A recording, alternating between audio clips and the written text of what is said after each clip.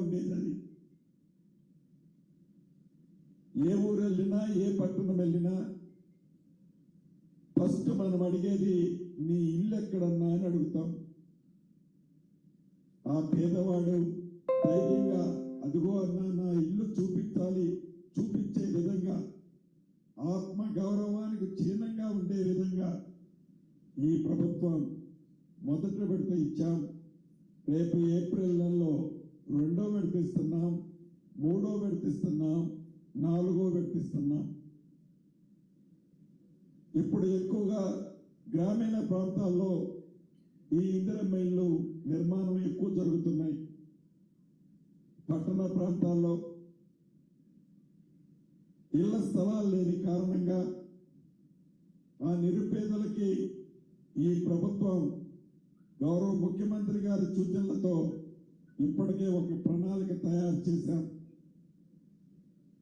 గ్రామ ప్రాంతంలో ఎలానైతే ఇళ్ల స్థలాలు ఉన్నవాళ్ళు కట్టుకుంటున్నారో పట్టణ ప్రాంతాల్లో నివసించే వాళ్ళకు కూడా మొదటి విడత ఇచ్చిన దాంట్లో ఇళ్ల స్థలం ఉన్న వాళ్ళకి ఇచ్చాం. ఇళ్ల స్థలము లేని వాళ్ళకి కూడా G+3 గ్రౌండ్ +3 ఫ్లోర్స్ ఇచ్చి కట్టి ఆ పేదవాళ్ళకి ఇందిరమ్మ ఇల్లు ఇయ్యాలనే కాన్సెప్ట్ ని ఆల్రెడీ ఫైనల్ చేశాం. పట్టణ ప్రాంతాల్లో ఉండే నిరుపేదలకు కూడా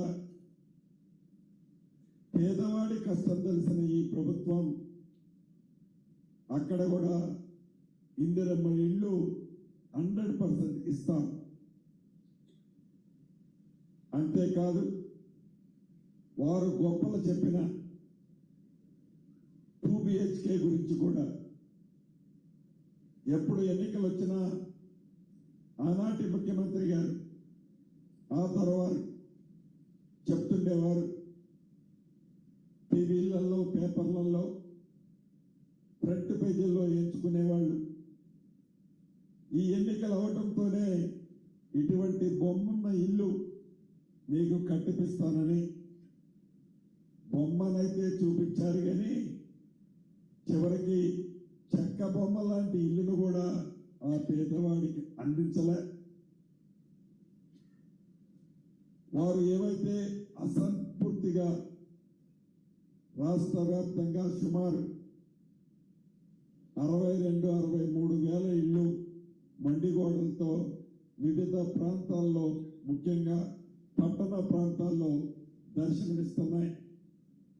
అటువంటి వాటిలో ఇప్పటికే సుమారు 32-31 వేల ఇల్లు కంప్లీట్ చేసి ఇళ్ల స్థలం లేని నిరుపేదలకు ఇప్పటికే ఎలకేషన్ ఇచ్చాం.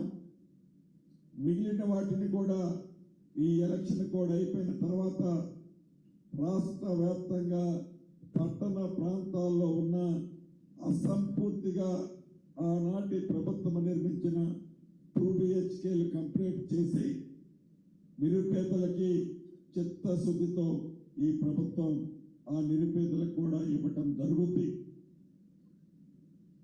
అంతేకాదు సంక్షేమ కార్యక్రమంలో భాగంగా ప్రభుత్వం వచ్చిన మొదటి 2 రోజుల్లోనే ఆర్టీసీ బస్సు ఆడబిడ్డలకి ₹1 ఛార్జీ లేకుండా రవాణా సౌకర్యం కల్పించారు.